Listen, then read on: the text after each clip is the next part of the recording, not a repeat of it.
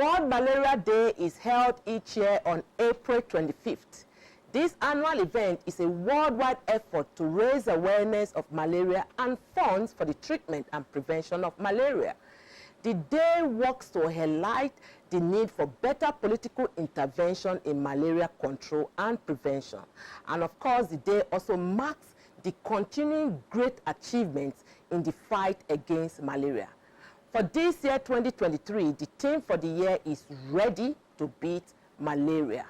Malaria is a life-threatening disease caused by Plasmodium parasites that are transmitted to people through the bites of infected female Anopheles mosquitoes. It is preventable and curable. In 2021, according to the World Malaria Report, there were an estimated 247 million cases of malaria worldwide. The estimated number of malaria deaths stood at 619,000 in 2021. The World Health Organization African region carries a disproportionately high share of the global malaria burden. In 2021, the region was home to 95% of malaria cases and 96% of malaria deaths. Children under 5 years accounted for about 80% of all malaria deaths in this region. Today on your regular Health TV talk show, The Physicians, we will be talking about Ready to Beat Malaria, facts you must know. Do stay tuned. We'll be right back.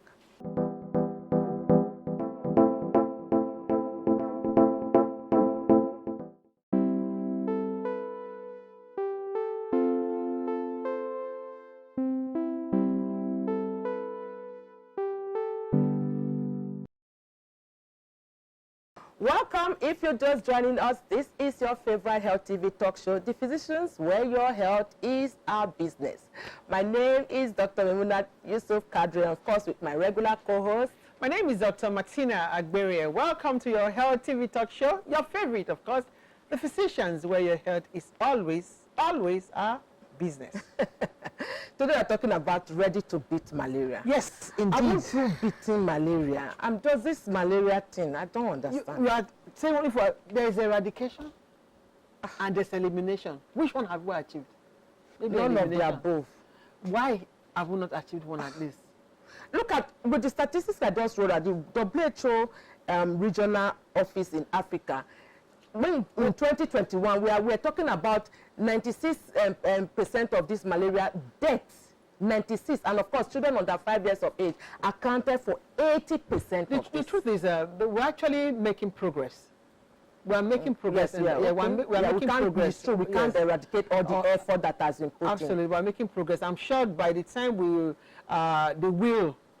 the policies, everything is followed through, it will get better. But for now, we're celebrating. It's just about around the corner, celebrating the World Malaria Day. It also means the sensitization that needs to be done, the awareness that needs to be created should be done. The people need, the healthcare providers, everyone, stakeholders, everyone must put hands. Because in 2023, you still hear the word that people are dying from malaria. Like it sounds so. Okay, so you now have to look at the cause. Because the cause, apart from the Anopheles mosquito, look at the environment. How is the environment? The gutters. The gutters, drainages are blocked. Yes. We have ponds everywhere. We still have the things, the things that are the risk, the things that promote the breeding of the vector. And look, sometimes I sleep on that mosquito net. You are all in the house. You don't go out. So those are the things, because you will go out and you can be bitten by the mosquito anywhere you go. And the children under 5, they don't have control. So that onus lies on us as adults to ensure that we do the needful. Well, we have an expert in the studio who is going to talk about the thing for the year, Ready to Beat Malaria. Because we should be ready. Where are your boxing gloves? It's actually there. No, so that's what we're doing at the Physicians. We're actually doing that now as the Physicians. Both physically, emotionally, spiritual, we need to give it this. creating awareness, letting them know, understanding what it's all about. Truly. Is part of beating it. That's why I love the thing for this year. Yeah. Ready to beat malaria. Are you ready to beat malaria? We'll be right back after this time. Do stay tuned.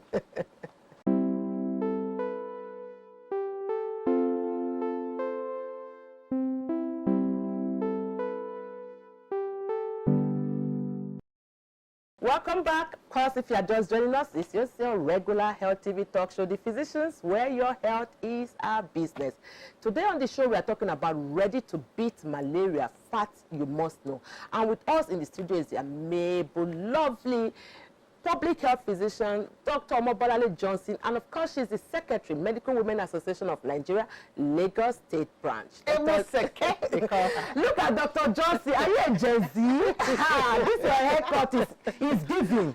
Your haircut is giving. Yes, absolutely. Yeah. Dr. Johnson, you're welcome on board. You know, you heard us talking about beat malaria. You know, we need to, we have to box it. All of us wear this. I think we all really need to wear box and beat. Because thinking that malaria sickles at this time, that is why it's more disheartening. Please talk about this malaria small. Let people even know. I don't know if you gave us so the indices for Africa. Yeah. Let me give you the indices for Nigeria. Okay. A fifth of all the people that died from malaria came from Nigeria. Yeah. And now, like if you said 95% of the sub-Saharan Africa has malaria. Yes. Nigeria has like half of it. So we our really population. need to, for other, because remember we always talk about the social determinants of health. Social determinants of health. And I always tell people that a lot of the countries that beat all these illnesses were not because they actually treated these illnesses.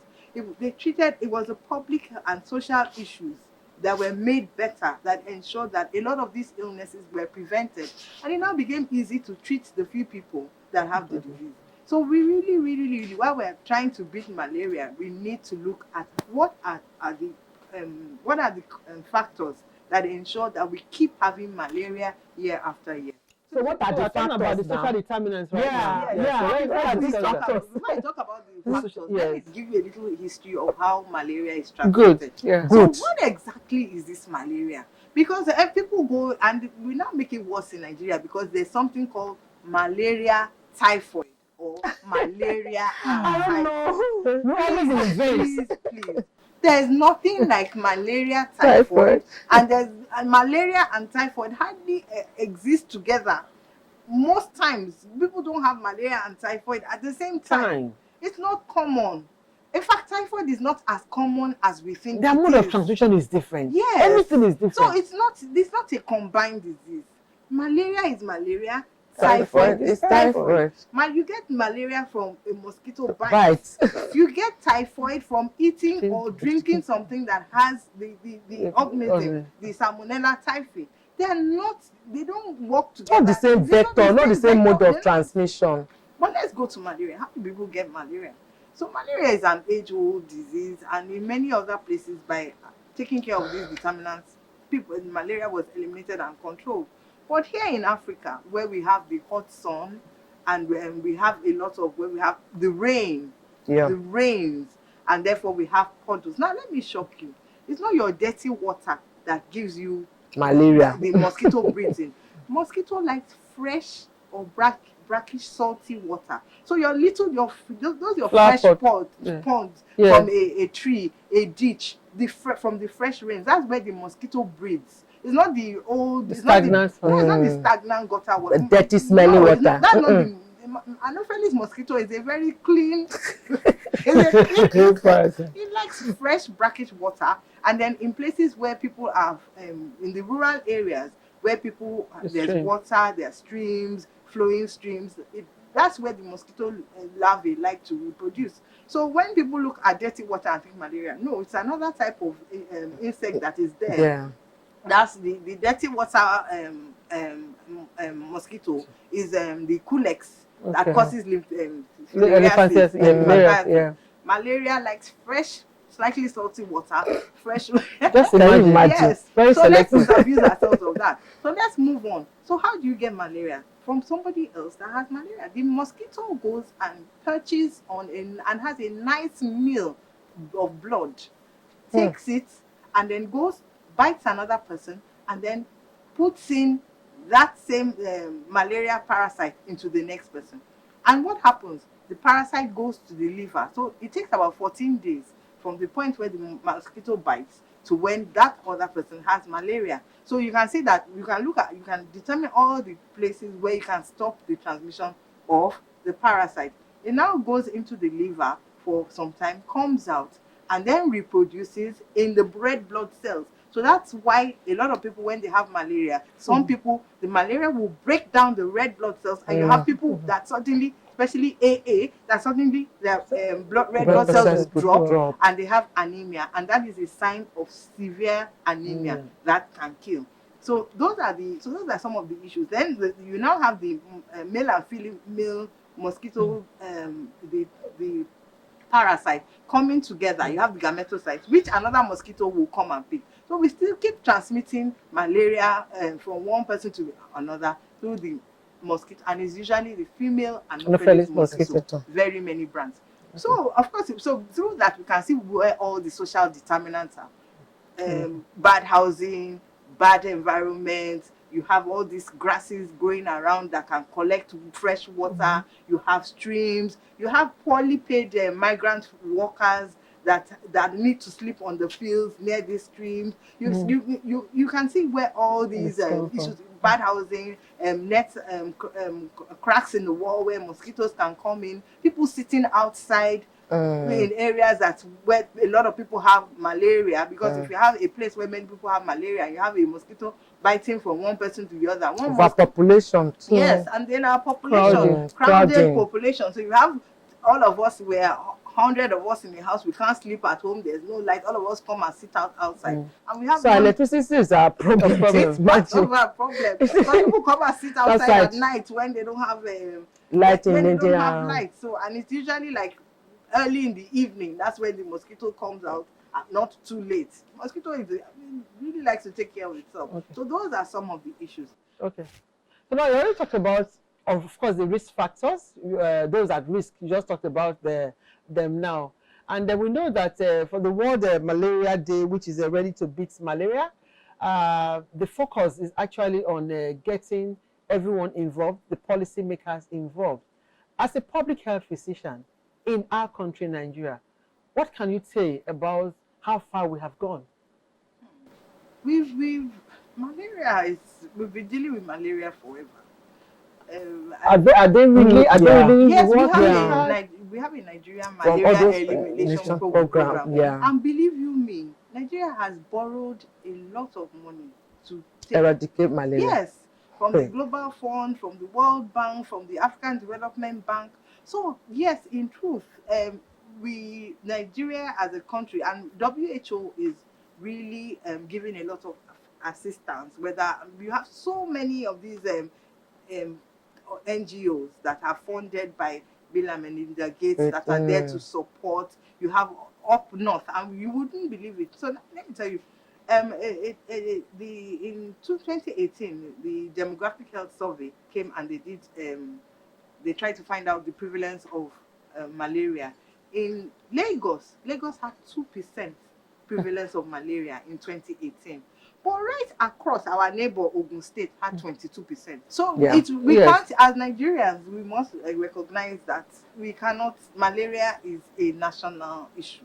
If one state is doing well and the others are not. So for instance, we have states like Bolanle, which had a lot of issues. And of course, we go back to the social determinants of health, where you had the insurgency, people left their homes, they're living in camps, migration, overcrowding, poverty, not eating well, all those things. All those issues. So they actually found out that some of these states, and some of them are the Sahel states, have more in the north, have a lot more incidence of malaria and severe malaria. And severe malaria actually, as you told us, affects under 5s and pregnant women. And those are usually the people that have the worst mortality rates. So when you see malaria deaths, you will see a lot of under 5s. And so what Nigerian Malaria Elimination Program has done is they have certain pillars, which, and first of all, they've done very well. The first part they've tried to do is vector control. Okay. And so for years, you've been hearing people talking about insecticide-treated nets, under insecticide-treated. For those who cannot sleep, some of us will say we cannot sleep. We're supposed to do indoor residual spraying, spray your houses with long-lasting insecticides, and it's supposed to be a whole community effort.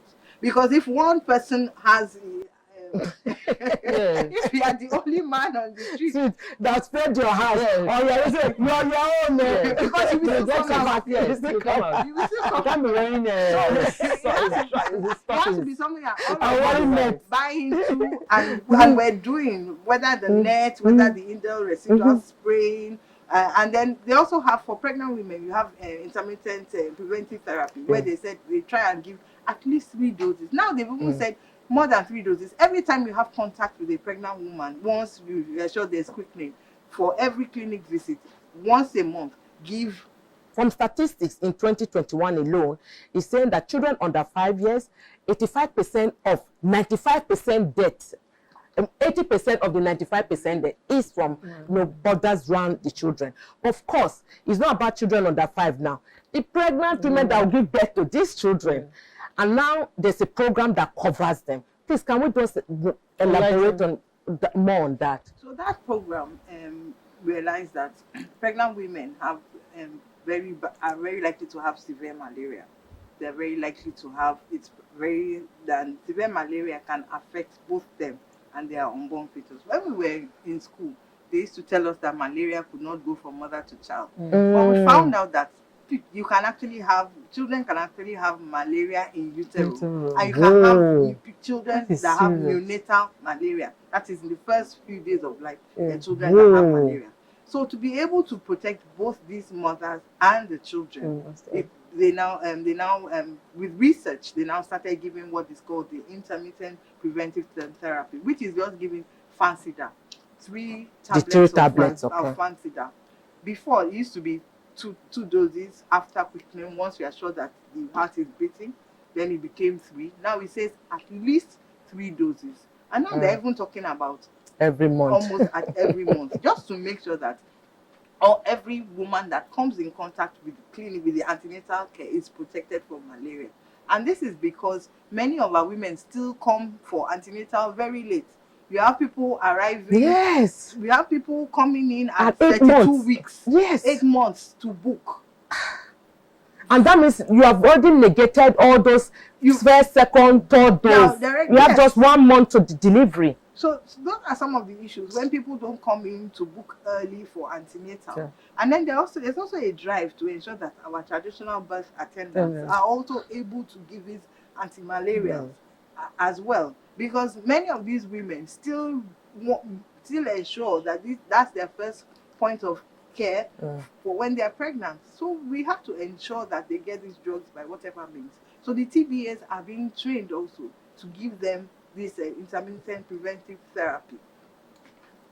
For the children, the children were at a point they were giving free mosquito nets, insecticide-treated nets. Mothers were trained on how to. How sustainable is that? Well, we try, but as I said, if you cannot start from somewhere, if you're not going to use the insecticide-treated net, then let's do the indoor residual spraying.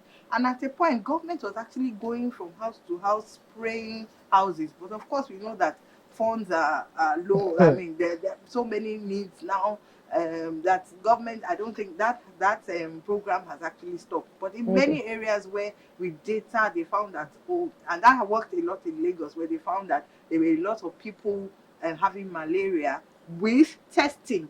Because a lot of what is called malaria is not always malaria. Sometimes it's just a viral disease, like COVID. Or you're just even tired. You need to rest. You are stressed. So when they have enough data showing, and that's why they say go to a hospital. And even at this time, they've come to a point where, because people like to go to pharmacies, they started even telling the pharmacies that administer the rapid diagnostic tests. Yes, at the point of care in those pharmacies, and ensure that they try and give those data back to the public so that they actually know the amount of the number of people that actually have malaria. We're not saying that the rapid tests are totally immune to Or irrelevant, yes, but at least we try so that we can have some kind of data as to who does and who doesn't have malaria for planning. From all you have said, it's very, of course, it's obvious that in medicine, you must treat the underlying pathology. Yeah. So what the main causes of this malaria and the endemicity here and there is to be identified and taken care of. Okay, we start the water, flowing water, everyone, pregnant mothers, and are not even taking their medications or availing themselves for treatment. So the underlying pathology must be taken care of. But before we go, maybe we quickly remind our people, because many people still think that the moment you start having fever, headache, is malaria that you have. Maybe we should quickly just go through the symptoms of malaria and just talk about the complications before we go. The possible complications. The symptoms of malaria is like the symptoms of many illnesses, including something like COVID. So headache, fever, nausea, vomiting. And then we have more of, for when you see nausea and vomiting, it's usually in children. We don't have a lot of nausea, vomiting, diarrhea in adults. It's the children that usually have a lot of the abdominal symptoms.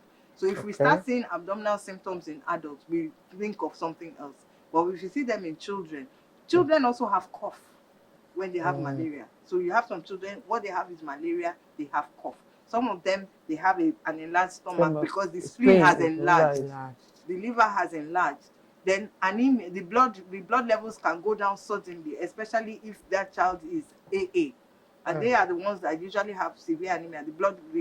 There's a lot of hemolysis suddenly, and then the blood levels fall down, reduce, sorry. And then, of course, we also have other things. When it start becoming severe, when you have the febrile convulsions, when you have somebody loss of consciousness, there's anemia. Those are the main things you look at when you're talking about severe malaria. And those are it shows you that the malaria is life-threatening and you really, really must do something. And that usually must be treated with parenteral anti-malarial. Yeah. Okay. So as you are, please let us educate our viewers. If you have this fever, before you can say you have malaria, the diagnosis, what you really need to do. Don't go and treat. Yes. So right now we're advocating that even if you think what you have is malaria, try and do a test. Please. Try and do a test. It's a rapid test. Most of these tests are 2-minute, 3-minute tests. It's not expensive. It's not, and it's not expensive. Reason being that if you do a test and even if it's negative, it also helps you to know that it might be something else. Yeah. And you are able to look for that other thing. So in some places in Nigeria, like in Borno, we have something they call they give chemotherapy during the rainy season to all children because they know that preventively. So they give them Fantida and Amodiaquin in the north, in Borno, so preventive ways, yes. So they treat everybody. So it's called seasonal chemotherapy, SMC, seasonal malaria chemotherapy. They treat everybody in that, irrespective of whether you have symptoms or not. You have symptoms. Just trying to clear out the parasites. I hope they maintain it. Yeah, they have been when there are funds. Okay. So they for the past 5, so in just 9 states for the past 5 years they've been. And even during the COVID, that continued. Well, COVID was another. This was a disruption. It was a major disruption.